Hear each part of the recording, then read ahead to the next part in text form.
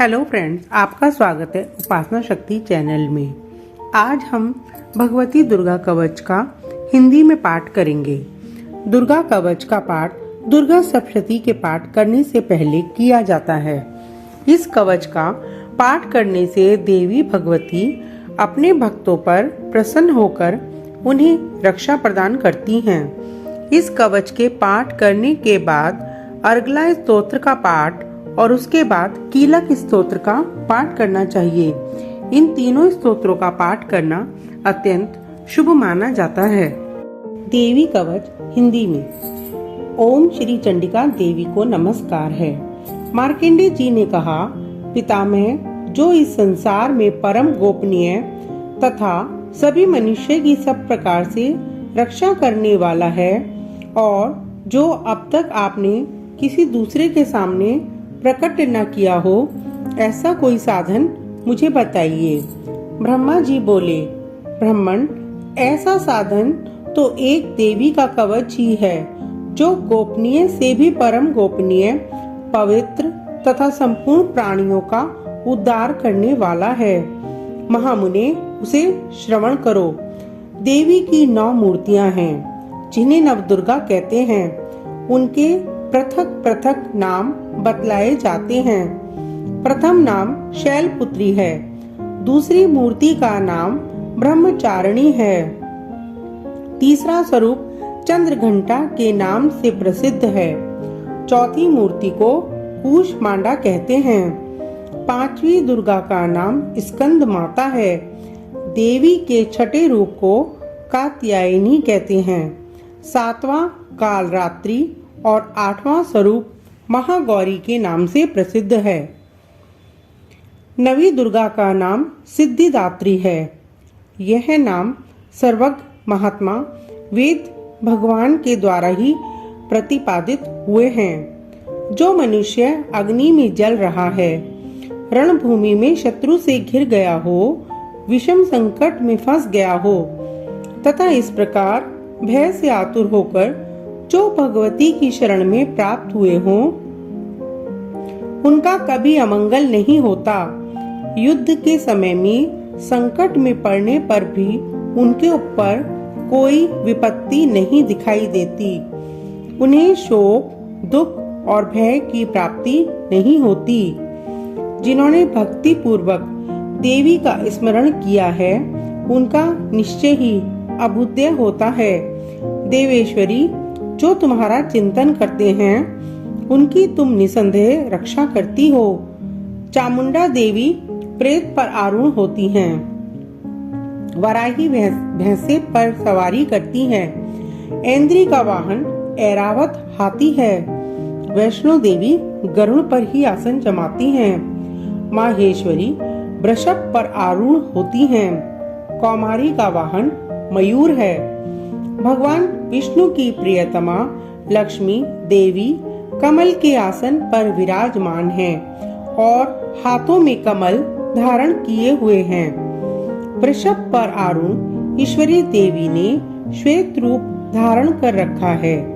ब्राह्मी देवी हंस पर बैठी हुई हैं और सब प्रकार के आभूषणों से विभूषित हैं। इस प्रकार ये सभी माताएं सब प्रकार की योग शक्तियों से संपन्न हैं। इनके सिवा और भी बहुत सी देवियां हैं, जो अनेक प्रकार के आभूषणों की शोभा से युक्त तथा नाना प्रकार के रत्नों से सुशोभित हैं। ये संपूर्ण देवियां क्रोध में भरी हुई हैं और भक्तों की रक्षा के लिए रथ पर बैठी हुई दिखाई देती हैं। ये शंख, चक्र, गदा, शक्ति, हल और मूसल, खेटक और तोमर, परशु, पाश, कुंत और त्रिशूल एवं उत्तम शारंग, धनुष आदि अस्त्र शस्त्र अपने हाथों में धारण करती हैं। दैत्यों के शरीर का नाश करना, भक्तों को अभय दान देना और देवताओं का कल्याण करना, यही उनके शास्त्र धारण करने का उद्देश्य है।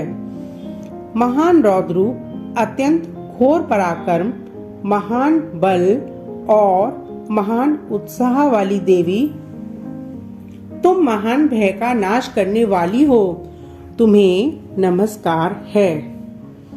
तुम्हारी ओर देखना भी कठिन है। शत्रुओं का भय बढ़ाने वाली जगदम्बिके, मेरी रक्षा करो। पूर्व दिशा में इंद्री मेरी रक्षा करे, अग्निकोण में अग्नि शक्ति मेरी रक्षा करे, दक्षिण दिशा में वाराही तथा नैत्रिक कोण में खड्ग धारणी मेरी रक्षा करें। पश्चिम दिशा में वारुणी और वायव्य कोण में मृग पर सवारी करने वाली देवी मेरी रक्षा करें। उत्तर दिशा में कौमारी और ईशान कोण में शूल धारणी रक्षा करें। ब्राह्मणी तुम ऊपर की ओर से मेरी रक्षा करो और वैष्णवी देवी नीचे की ओर से मेरी रक्षा करें। इसी प्रकार शव को अपना वाहन बनाने वाली चामुंडा देवी दसों दिशाओं में मेरी रक्षा करें। जया आगे से और विद्या देवी पीछे की ओर से मेरी रक्षा करें। वाम भाग में अजित और दक्षिण भाग में अपराजिता रक्षा करें। उद्योतनी शिखा की रक्षा करें। उमा देवी मेरे मस्तक पर विराजमान होकर रक्षा करें। ललाट में मालाधरी रक्षा करें और यशस्विनी मेरी बाहों का संरक्षण करें। बाहों के मध्य में त्रिनेत्रा और नथुनों की यम घंटा देवी रक्षा करें। दोनों नेत्रों के मध्य भाग में शंखिनी और कानों में द्वारवासिनी रक्षा करें। कालिका देवी कपोलों की तथा भगवती शांकरी कानों के मूल की रक्षा करें। नासिका में सुगंधा और ऊपर के ओंठ में चर्चिका देवी रक्षा करें। नीचे के होठ में अमृत कला और जिह्वा में सरस्वती देवी रक्षा करें। कौमारी दांतों की और चंडिका कंठ प्रदेश की रक्षा करें। चित्रघंटा गले की घंटी की और महामाया तालू में रहकर रक्षा करें। कामाक्षी ठोड़ी की और सर्वमंगला मेरी वाणी की रक्षा करें। भद्रकाली ग्रीवा में और धनुधरी मेरुदंड में रहकर रक्षा करें।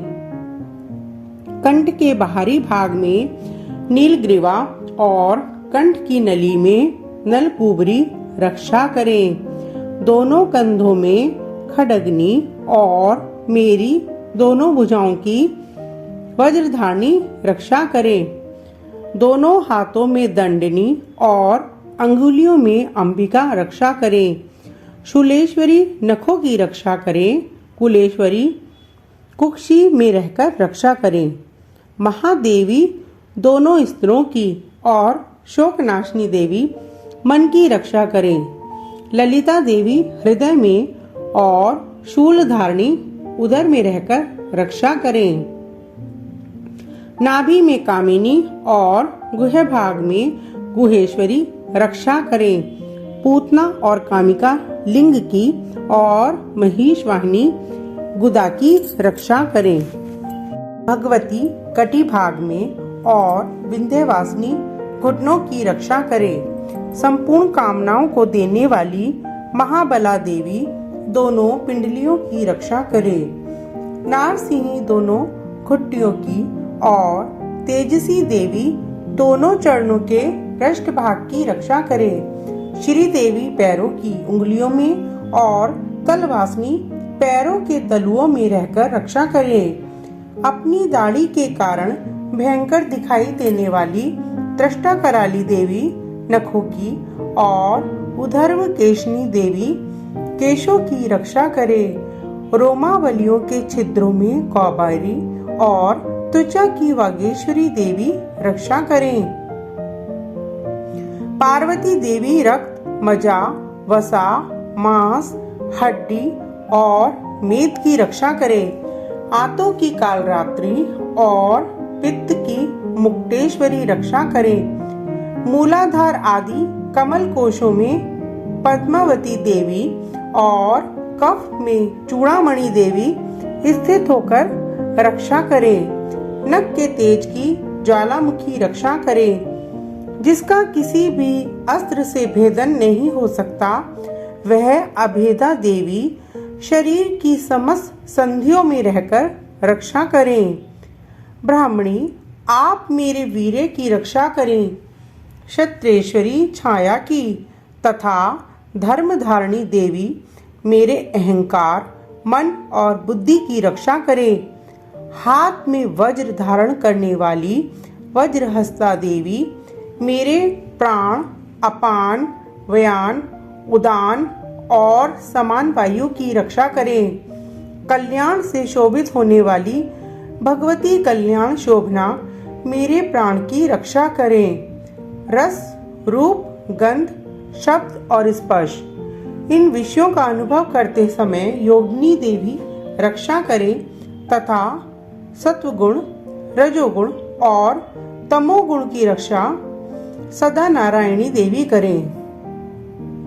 वाराही आयु की रक्षा करें। वैष्णवी धर्म की रक्षा करें तथा चक्रणी, चक्र धारण करने वाली देवी यश, कीर्ति, लक्ष्मी, धन तथा विद्या की रक्षा करें। इंद्राणी, आप मेरे गोत्र की रक्षा करें।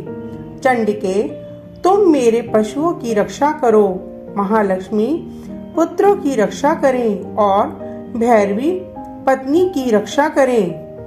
मेरे पथ की सुपथा तथा मार्ग की क्षेमकरी रक्षा करे।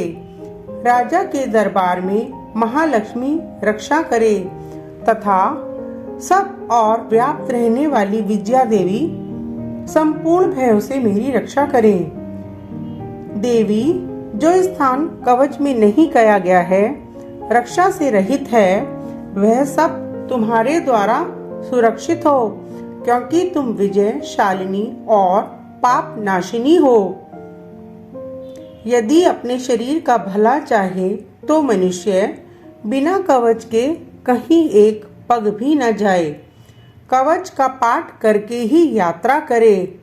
कवच के द्वारा सब ओर से सुरक्षित मनुष्य जहाँ जहाँ जाता है, वहाँ वहाँ उसे धन लाभ होता है तथा संपूर्ण कामनाओं की सिद्धि करने वाली विजय की प्राप्ति होती है। वह जिस जिस अभिष्ट वस्तु का चिंतन करता है, उसको निश्चित ही प्राप्त कर लेता है। वह मनुष्य इस पृथ्वी पर तुलना रहित महान ऐश्वर्य का भागी होता है। कवच से सुरक्षित मनुष्य निर्भय हो जाता है। युद्ध में उसकी पराजय नहीं होती तथा वह तीनों लोकों में पूजनीय होता है। देवी का यह कवच देवताओं के लिए भी दुर्लभ है।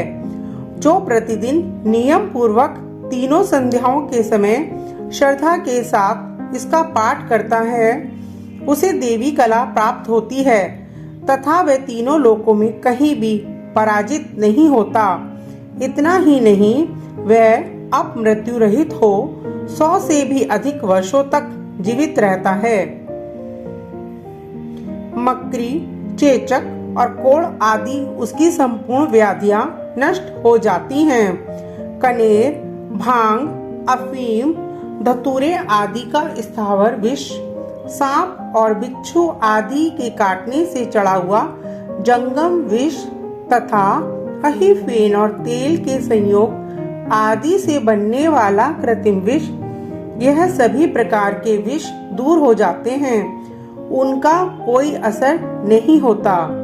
इस पृथ्वी पर मारण, मोहन आदि जितने अभिचारिक प्रयोग होते हैं तथा इस प्रकार के मंत्र यंत्र होते हैं, वह सब इस कवच को हृदय में धारण कर लेने पर उस मनुष्य को देखते ही नष्ट हो जाते हैं।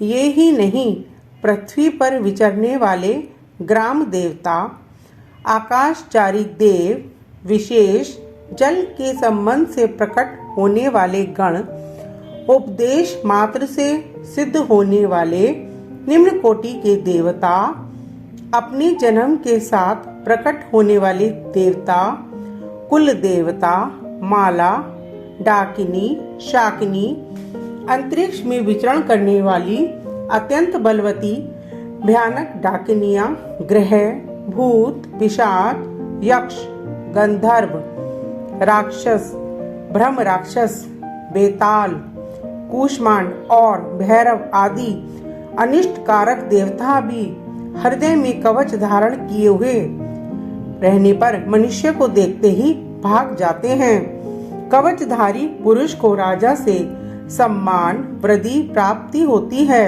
यह कवच मनुष्य के तेज की वृद्धि करने वाला और उत्तम है। कवच का पाठ करने वाला पुरुष अपनी कीर्ति से विभूषित भूतल पर अपने सुयश से साथ साथ वृद्धि को प्राप्त होता है। जो पहले कवच का पाठ करके उसके बाद सप्तशती चंडी का पाठ करता है, उसकी जब तक वन, पर्वत और काननों सहित यह पृथ्वी टिकी रहती है, तब तक यहाँ पुत्र पौत्र आदि संतान परंपरा बनी रहती है। देह का अंत होने पर वह पुरुष भगवती महामाया के प्रसाद से नित्य परम पद को प्राप्त होता है। वह देवताओं के लिए भी दुर्लभ है। वह सुंदर दिव्य रूप धारण करता है और कल्याण शिव के साथ आनंद का भागी होता है। इति देव्या कवचम संपूर्णम। अगर आपको ये जानकारी अच्छी लगी हो तो कृपया मेरे चैनल को लाइक, शेयर एंड सब्सक्राइब करें। धन्यवाद।